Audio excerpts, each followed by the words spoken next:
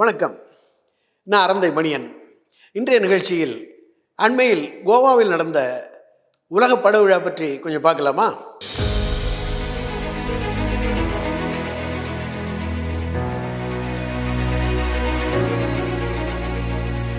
இந்த வீடியோவை உங்களுக்கு வழங்குபவர்கள் Paces Pay, secure digital payments with multiple features and great success rate. November மாதம் 20ஆம் தேதி முதல் 28ஆம் தேதி வரை 9 நாட்கள் அந்த உலக பட விழா மிகவும் கோலாகலமாக நடந்து முடிந்தது. அதில் தொழில்முறை பிரதிநிதி என்ற வகையில் நானும் கலந்து கொண்டேன். இது இந்தியாவின் 54வது உலக பட விழா. 1952ஆம் ஆண்டு முதலில் இந்தியாவில் உலக பட விழா 4 நகரங்களில் நடந்தது. சிறிது இடைவெளிக்கு பிறகு 1965ஆம் ஆண்டு மீண்டும் நடந்தது. மீண்டும் ஒரு இடைவெளி ஏற்பட்டு அதற்கு பிறகு தொடர்ந்து இன்றளவும் நடந்து வருகின்றது. அந்த வகையில் கோவாவில் நடந்த 20வது திரைப்பட விழா இது. மொத்தத்தில் 54வது. மத்திய அரசின் நேஷனல் ஃபிலிம் டெவலப்மெண்ட் கார்ப்பரேஷன் என்ற நிறுவனமும் கோவா மாநில அரசின் என்டர்டெயின்மெண்ட் சொசைட்டி ஆஃப் கோவா என்ற நிறுவனமும் இணைந்து இந்த திரைப்பட விழாவை மிகவும் வெற்றிகரமாக நடத்தி முடித்தன. இந்தியாவில் அங்கீகாரம் பெற்ற ஒரே உலகப்பட விழா கோவா உலகப்பட விழா தான். ஒவ்வொரு மாநில தலைநகரிலும் பல உலகப்பட விழாக்கள் நடைபெற்றாலும் கூட இந்தியாவை பொறுத்த மட்டில் கோவா திரைப்பட விழா மட்டும்தான் உலக அளவில் அங்கீகாரம் பெற்றது. அங்கே கோவாவின் தலைநகரான பனாஜி என்ற ஊரில் 8 திரைகளிலும், பக்கத்தில் போர்வோரியம் என்ற ஊரில் 4 திரைகளிலும், மொத்தமாக 12 திரைகளில் இந்த உலகப்பட விழா நடந்தது. இதில் சினிமா ஆஃப் த வேர்ல்டு என்ற வகையில் 104 படங்களும், ஃபெஸ்டிவல் கலிடாஸ்கோப் என்ற வகையில் 18 படங்களும், இன்டர்நேஷ்னல் காம்படிஷன் அதாவது சர்வதேச படங்களுக்கான ஒரு போட்டி, பரிசு போட்டி, அதில் ஒரு 15 படங்களும், இந்தியன் பனோரமா என்ற வகையில் இந்தியாவின் பல்வேறு மொழிகளில் உருவாக்கப்பட்ட 20 விவரணப் படங்களும் 25 முழுநீள படங்களும் இடம்பெற்றன. அதில் 3 படங்கள் தமிழ் படங்கள். பிறகு யுனெஸ்கோவினுடைய ஆதரவு பெற்ற ஒரு போட்டி, அதில் ஒரு 10 படங்கள். அப்புறம் யூனிசெஃபினுடைய ஆதரவு பெற்ற படங்கள் ஒரு 6. அனிமேஷன் அதாவது கார்ட்டூன் படம் என்று சொல்கிறோமே, அந்த வகையில் ஒரு 12. அப்புறம் ரெஸ்டோர்டு கிளாசிக்ஸ் என்று மிக பழமையான படங்களை மறுபடியும் அவற்றை டிஜிட்டலில் மறு ஆக்கம் செய்து அப்படிப்பட்ட ஒரு 10 படங்களை திரையிட்டார்கள். அதில் பாதாள பைரவியும் ஒன்று. அதை தவிர 10 படங்கள் விவரண படங்களும் இடம்பெற்றன. அப்புறம் நிறைய படங்கள் இப்போல்லாம் ஓடிடி பிளாட்ஃபார்ம் என்ற வகையில் வெப்சீரிஸ் என்றெல்லாம் வருகின்றன. அதில் வந்த ஒரு 30 வெப்சீரிஸுக்கு போட்டி, அந்த போட்டி படங்களிலிருந்தும் விருதுகளுக்கான படங்கள் தேர்ந்தெடுக்கப்பட்டன. அப்புறம் 9 படங்கள் அகில இந்திய அளவில் தயாரிக்கப்பட்ட 9 படங்கள் பிரீமியர் என்ற வகையில் முதன்முறையாக கோவா திரைப்பட விழாவில் அரங்கேற்றம் செய்யப்பட்டன. அதில் Tamil the village episode 1 Milind Rao என்பவர் இயக்கிய அந்த படம், அப்புறம் ஆர்யா, திவ்யா பிள்ளை அதில் நடித்திருந்தார்கள். இப்படியாக ஒரு பல்வேறு விதமான பிரிவுகளில் ஏராளமான படங்கள், கிட்டத்தட்ட 264 படங்கள் 94 மொழிகளில் 78 நாடுகளிலிருந்து கலந்து கொண்டன, இந்தியா உள்பட. அந்த வகையில் ஒரு மிகப்பெரிய உலகப்பட விழா என்று கோவா திரைப்பட விழாவை சொல்லலாம்.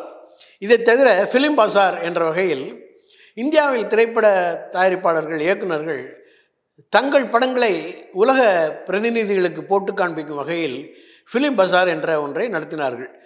அது மெயின் ஃபெஸ்டிவலில் கலந்துக்காமல் இருக்கலாம், போட்டியில் கலந்துக்காமல் இருக்கலாம். ஆனால் உலக அளவில் உங்கள் படத்தை வியாபாரம் செய்ய வேண்டும் என்றால் அந்த ஃபிலிம் பசாரில் உங்கள் படங்களை நீங்கள் திரையிடலாம். அப்படி ஒரு வசதி அங்கே ஏற்படுத்தி கொடுத்திருந்தார்கள்.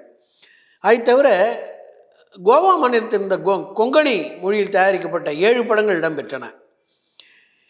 அது இந்த பட விழாக்களில் திரையிடப்பட்ட படங்களை தவிர அங்கே வந்திருக்கும் திரைப்பட உலகத்தை சேர்ந்த முக்கியஸ்தர்கள் மற்றும் விமர்சகர்கள் அது மாதிரி அவங்களெல்லாம் வச்சு அவங்களோட பேட்டி கண்டு இந்த இன் கான்வர்சேஷன் என்ற முறையில் தினசரி ஒரு நிகழ்வு நடந்தது.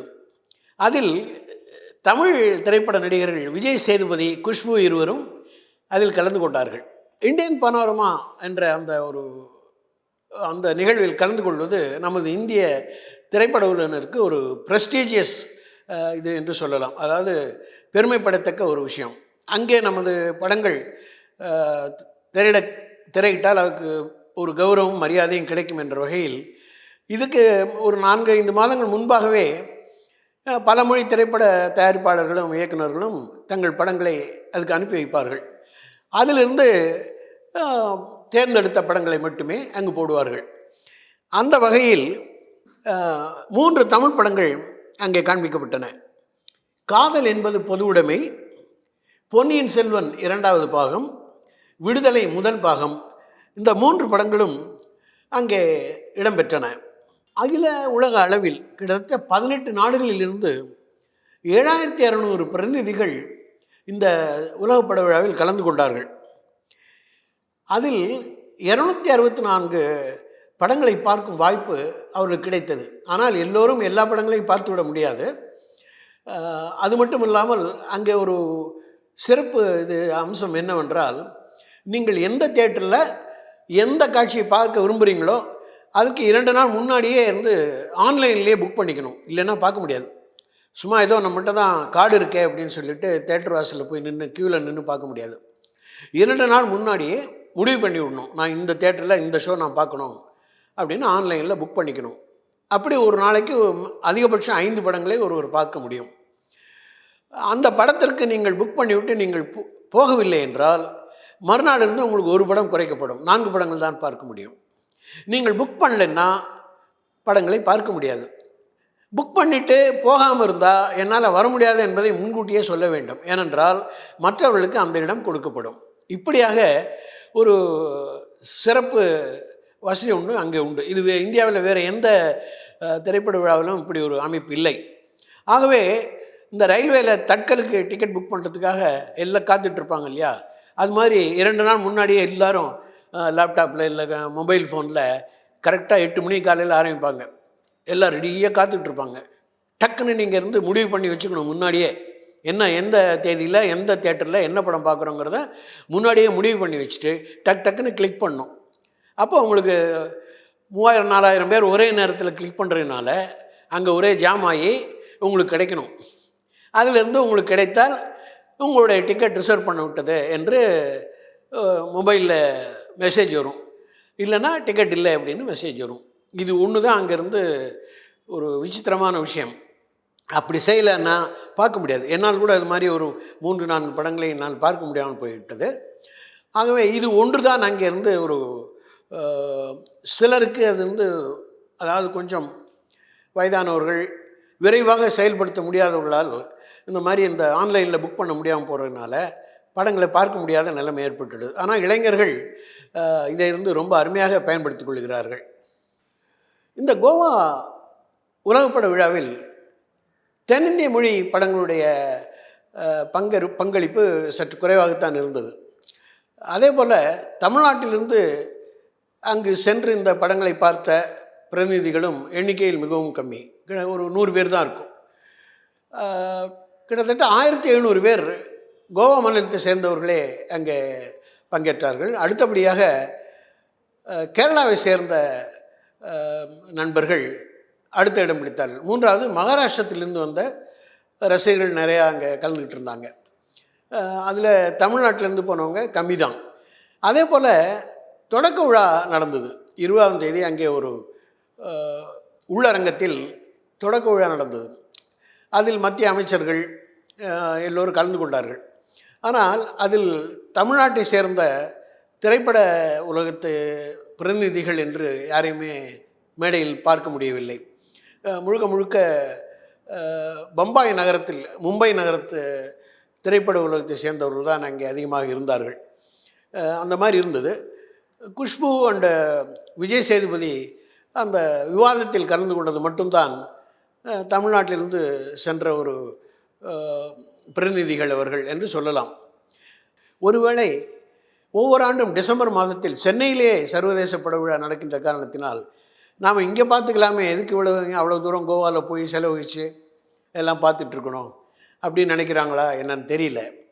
ஆக கோவாவை பொறுத்த மட்டில் தமிழ் திரையுலகத்தினுடைய பங்களிப்பு மிகவும் குறைவாக இருந்தது.